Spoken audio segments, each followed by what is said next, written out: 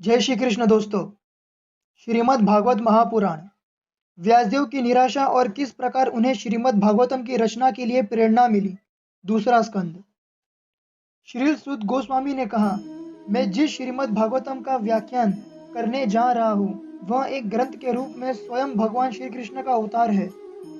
इसकी रचना भगवान के अवतार श्रील व्यासदेव ने की है। व्यासदेव ने समस्त वैदिक ग्रंथों और इतिहासों का सार निचोड़कर श्रीमद् भागवतम के रूप में अपने पुत्र सुखदेव गोस्वामी को दिया। तत्पश्चात श्रील सुखदेव गोस्वामी ने सर्वप्रथम श्रीमद् भागवतम का व्याख्यान महान सम्राट परीक्षित महाराज के समक्ष किया, जो उस समय ऋषि मुनियों से घिरे गंगा तट पर अपनी आसन मृत्यु की प्रतीक्षा कर रहे थे।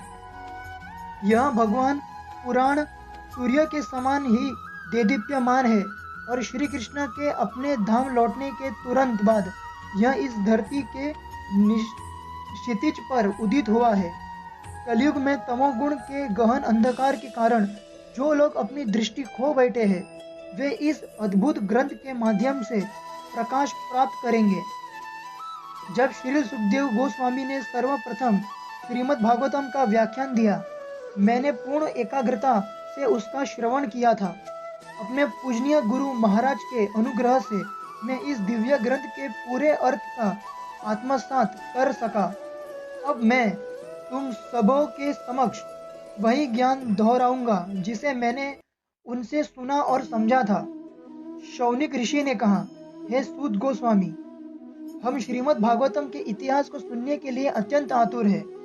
श्रील व्यासदेव को कब और कैसे इस महान ग्रंथ की रचना करने की प्रेरणा प्राप्त हुई थी और उन्होंने प्रमुखतः इस कारण के लिए इसकी रचना की। यद्यपि श्रील सुखदेव गोस्वामी एक पागल व्यक्ति के समान दिखते हुए भ्रमण करते थे, अंतकरण से वे पूर्णतः आत्मज्ञानी थे। हस्तिनापुर निवासियों ने किस प्रकार उन्हें पहचाना, किस प्रकार उनकी भेंट महाराज परीक्षित से हुई और उन्होंने उनके समक्ष पहली बार श्रीमद् भागवतम का व्याख्यान किया। महाराज परीक्षित भगवान के शुद्ध भक्तों में से एक थे और साथ ही संपूर्ण पृथ्वी के एक छत्र सम्राट भी थे। उन्होंने अपना सर्वस्व त्याग कर मृत्यु पर्यंत गंगा तट पर निवास करने का व्रत क्यों लिया?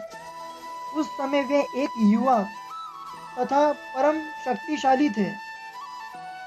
उनके शत्रु आकर उनके चरणों पर प्रणाम करते और स्वयं अपने भले के लिए अपनी संपत्ति उन्हें भेंट देते थे।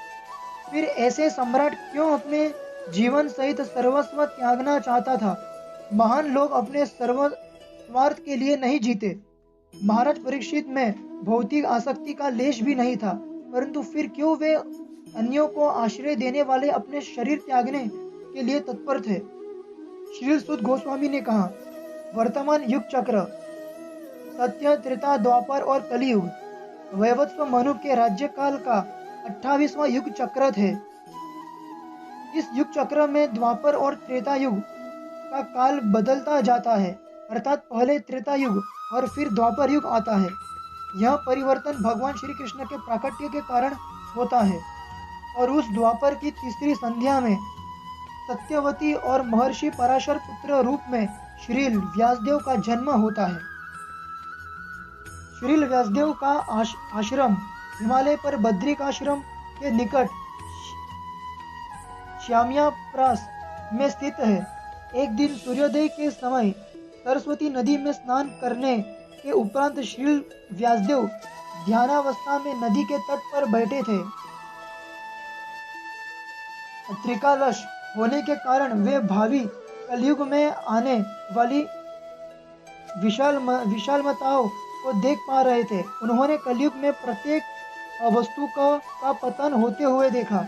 वे स्पष्ट देख रहे थे कि इस काल में सतोगुण के अभाव में नास्तिक लोग मंद बुद्धि तथा अस्थिर रहेंगे और इसलिए वे उनके कल्याण की योजनाएं बनाते हुए गहन विचारों में डूब गए।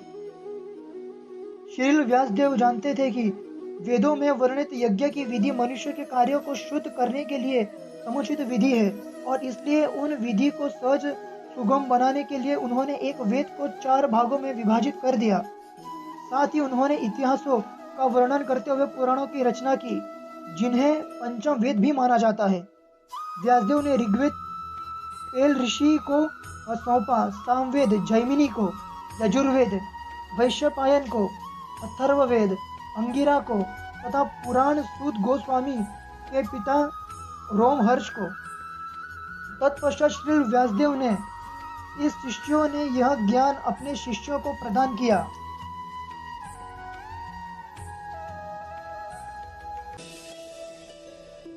और इसलिए वैदिक ज्ञान अनेक शाखाओं में विभक्त हो गया तथा उन अनेक गुरु शिष्य परंपरा स्थापित हो गई। तब श्री सुखदेव ने अल्प बुद्धि मनुष्यों के लिए, जिनमें स्त्रियां, शूद्र तथा उच्च वर्गों के पतित वंशज आते हैं, महाभारत की रचना की। परंतु मानव जाति के समस्त वर्गों के लिए अथक परिश्रम करने के बाद भी व्यासदेव अपने हृदय में निराशा का अनुभव कर रहे थे। उन्होंने इस विषय पर गहराई से विचार किया और सोचा, मैंने शास्त्रों के सब व्रतों का कठोर से कठोर पालन किया है, निष्कपट भाव से वेदों, अपने गुरु महाराज एवं यज्ञ वेदी की उपासना की है। मैंने समस्त यम नियमों का बारीकी से पालन किया है और महाभारत की रचना करके धर्म नियमों की समुचित व्याख्या की है। परंतु इतना सब करने के बाद भी मैं अपने अंतःकरण में एक अधूरेपन का अनुभव कर रहा हूँ। कदाचित यह इसलिए क्योंकि मैंने भगवान श्री कृष्ण की दिव्य भक्ति की महिमाओं का विरुद्ध रूप से गुणगान नहीं किया है, क्योंकि एकमात्र वही कार्य व्यक्ति की आत्मा का तथा भगवान दोनों को संतुष्ट कर सकता है। आत्मा निरीक्षण करते हुए जब वेदव्यास अपने दोषों को देख रहे थे, उसी समय उनके पूज्य गुरु श्रील नारद मुनि वहां आ पहुंचे। श्रील व्यासदेव ने तुरंत उठकर उनका अभिनंदन किया और बैठने के लिए सुखद आसन प्रदान किया। नारद मुनि ने अपने शिष्य को दोष छिपा नहीं था, इसलिए वे मुस्कुराते हुए बोलने लगे। श्री नारद ने कहा, हे पराशर नंदन, तुमने अपनी रचनाओं के माध्यम से लोगों को आत्मा की पहचान भौतिक शरीर एवं मन से करने की शिक्षा दी है। क्या तुम इससे संतुष्ट हो? निसंदेह तुमने पूर्ण आत्म साक्षात्कार के स्तर को प्राप्त कर लिया है और महाभारत की रचना करके सब प्रकार के वैदिक सिद्धांतों को विलक्षण रीति से प्रस्तुत किया है। इतना ही नहीं, तुम्हारे द्वारा संकलित वेदांत सूत्र भी निराकार ब्रह्म के प्रत्येक पहलू को विस्तार पूर्वक अभिव्यक्त करता है। इतना सब करने के बाद भी तुम्हारा मन निराशा क्यों है? श्रील व्यासदेव ने उत्तर दिया, हे श्री नारद देव, आपने जो कहा वह पूरी तरह उचित है। इतनी महान उपलब्धियां प्राप्त करके भी मैं संतुष्ट नहीं हूँ। आप असीमित ज्ञान के भंडार हैं। मैं आपसे निवेदन करता हूँ कि कृपया मेरे असंतोष का कारण स्पष्ट कीजिए। आप सूर्य की भांति तीनों लोकों में भ्रमण कर सकते हैं और वायु की भांति प्रत्येक जीव में अंतर्मन को भेद सकते हैं। इस दृष्टि से आप परमात्मा के स्तर पर ही हैं। कृपया मेरे रोग का कारण बताइए और जो मेरे लिए परम कल्याणकारी हो उसका उपदेश दीजिए। तब नारद मुनि स्पष्ट कहने लगे, तुमने पूर्ण पुरुषोत्तम भगवान की अद्भुत दिव्य लीलाओं का समुचित वर्णन नहीं किया है। ऐसा कोई भी ज्ञान अथवा सिद्धांत जो परम भगवान को संतुष्ट नहीं करता, अर्थहीन माना जाता है। तुमने धर्म, अर्थ, काम और मोक्ष के विषयों को तो अत्यंत विस्तार पूर्वक प्रस्तुत किया है, परंतु परम भगवान की कीर्ति तथा शुद्ध भक्ति का यथोचित गुणगान नहीं किया है। ऐसी रचनाएं जिनमें भगवान की महिमाओं का गायन नहीं किया जाता, वे कौओं के तीर्थ स्थल जैसी है।